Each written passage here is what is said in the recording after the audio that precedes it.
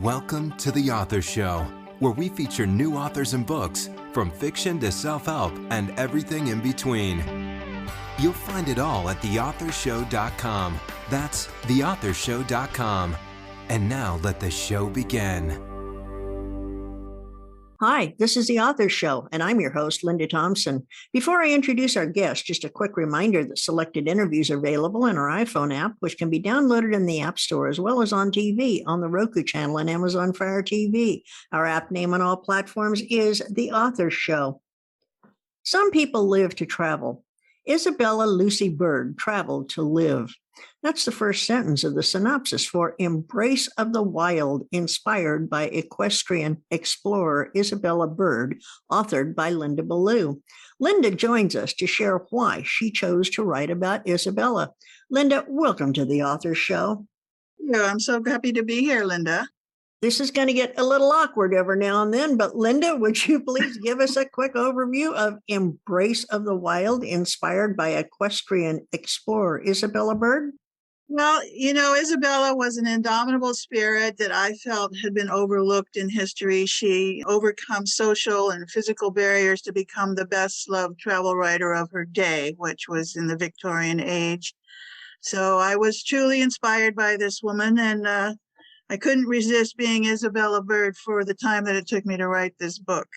I like that. So how did you first learn about Isabella? I first met her in the islands. I was researching for another novel, a historical novel set in pre-contact Hawaii. And she had written a book called 6 Months in the Sandwich Islands. And I had used her incredible descriptions of Virgin Hawaii in my book. That was my first meeting with Isabella. But then later on, when I became a travel writer, I met her in Durango, Colorado. And she had written another book, The Lady's Life in the Rockies. And that led me to follow in her hoofprints and ride in Rocky Mountain National Park and be with Isabella as much as I could. Wow, that's quite a story.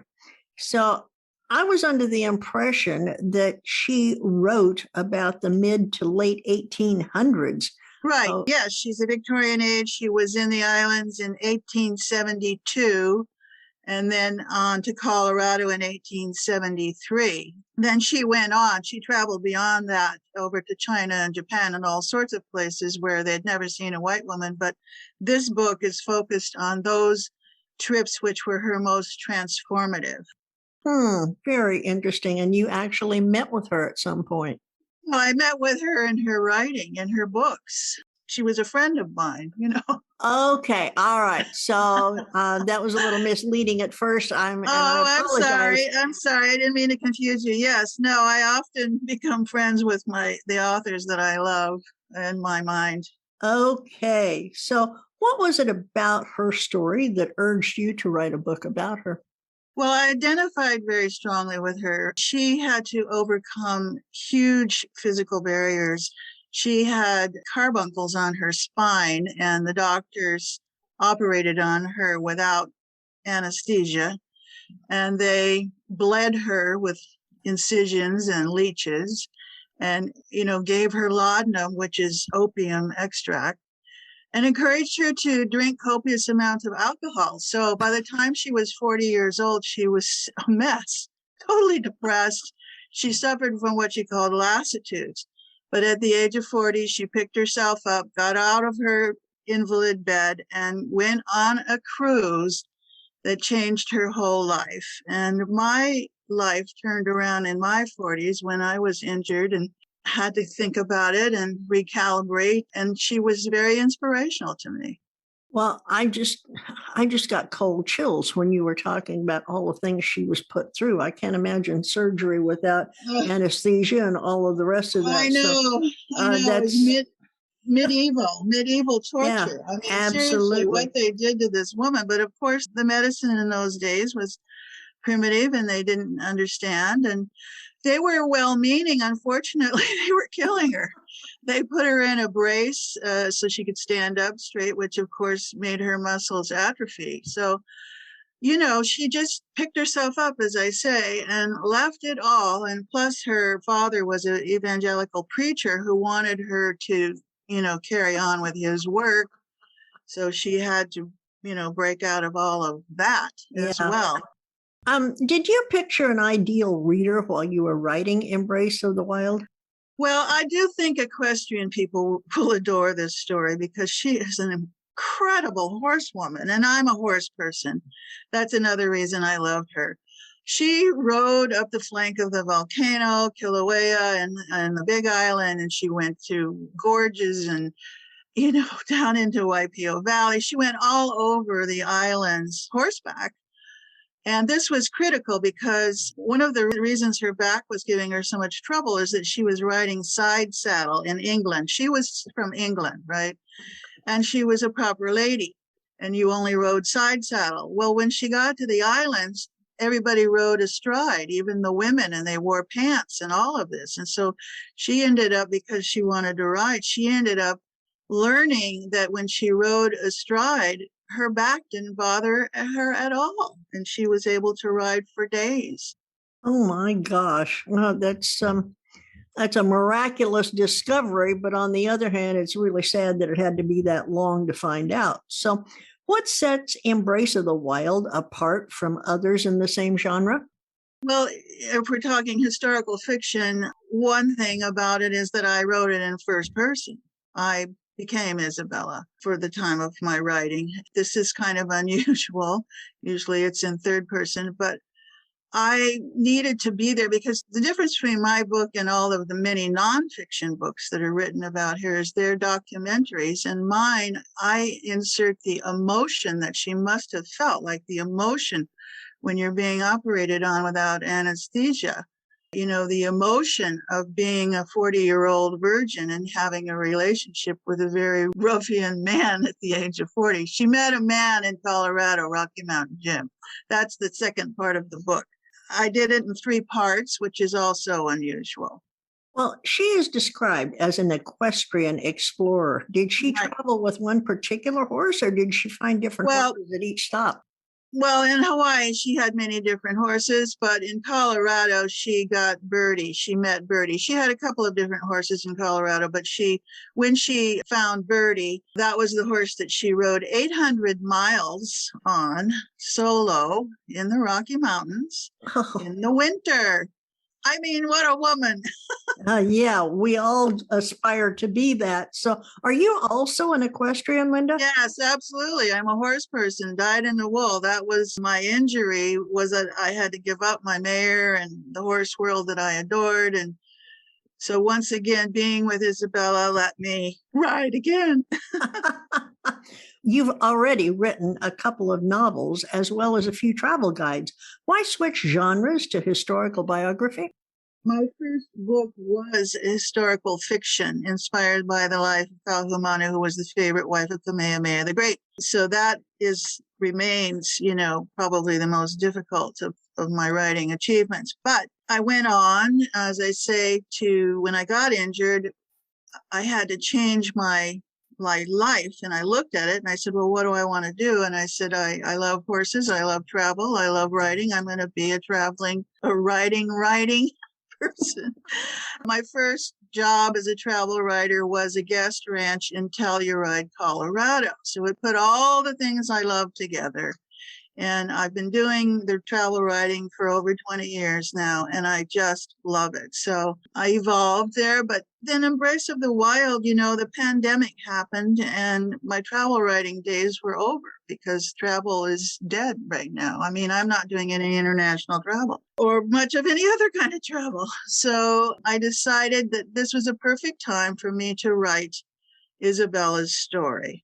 Well, now that Isabella's story is done, are you working on a new book now? And if so, will you give us a quick teaser? Presently, I'm working on my second travel collection. My first one is Lost Angel Walkabout. They're travel essays, not articles. It's about my most memorable and transformative travel experiences. And I'm working on my second collection now that I am, home and not traveling as much. I did get a trip into Oregon this year. And I am going to get back to Colorado next year. but I'll be doing domestic travel and collecting stories for my next collection. Well, even though you didn't set out to be a writer, even as a child, did you think you would like to write stories? I always had a journal and I always read. I'm from Alaska in a little tiny town, Haines, Alaska. I didn't have a lot of intellectual stimulation there beyond books. And I became a very big reader. And readers have a tendency to become writers. And I do have a degree in English literature. And when I got out of school, out of college, I looked around and I went, you know what? I have to think about this. Do I have the goods to make it as a writer? I always admired writing and writers, and authors were my friends. So I took a year off, I dropped out, and I landed on the North Shore of Hawaii and tested my writing abilities and determined that, yes, I loved the writing life and I would give it a go. I would do my best. Good for you. So let's dream a little bit. If Embrace of the Wild were to be picked up for a movie, who would you choose to play Isabella? I haven't really thought about who would play it, but Nicole Kidman seems to be able to do every part beautifully. So why not have her? And she's even got a bit of an accent. That would be great. She would be wonderful. And she did, in Australia, she was a rancher. She was in that role. She could do it. She could do that part, I'm quite sure. Beautifully. Is there a particular sense of satisfaction of sharing Isabella's story with the world? Oh, absolutely. The title, Embrace of the Wild, is a theme that is in all of my stories. I am of the belief that nature can be our salvation. And in this story, what transforms her is being in nature in Hawaii. For one thing, she experiences her own sensuality, which she hasn't done in England. She comes alive there. And she has a real spiritual awakening through nature. And then Jim, the character that she meets, he lives in the Rocky Mountains in solitude and finds solace and sustenance in nature. And then, of course, she falls for him and he takes her into these most glorious places in the wild. And she becomes centered and whole. So what will people learn from my book? I hope that they will get the sense that nature can be our salvation. Linda, will you please read for us a short excerpt from Embrace of the Wild? Sure, I'd be happy to. This is in the Hawaii section. This is as far as we go, she said. But we're not nearly to the base of the falls, I protested. It's a rough hike with swift water crossings. You will have to swim. Not to be detoured, I tied my horse to the nearest acceptable sturdy tree and plunged into the river in full dress to show Leilani I was not afraid to swim. She sighed heavily at my display. Stones are loose from reins. I will go no further, she said.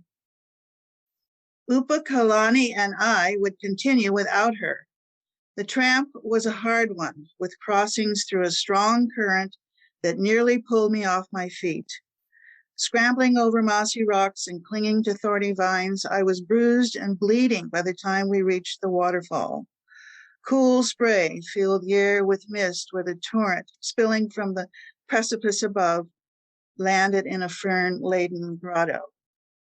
I craned my head to see a rainbow arcing in the sunlight at the top of the cascade, marking the end of a glorious adventure. On the slog back, we heard a rumbling sound. Boulders tumbled from a great height, taking out a nearby ohia tree in its path. It was a somber reminder that nature here is as treacherous as it is magnificent. Leilani had waited for us and now led us on a wild ride back through coffee and kalo fields. I was one with my sturdy mare, riding barefoot, with my hair loose and whipping in the wind. My cheeks stung and felt flush, and my blood was up.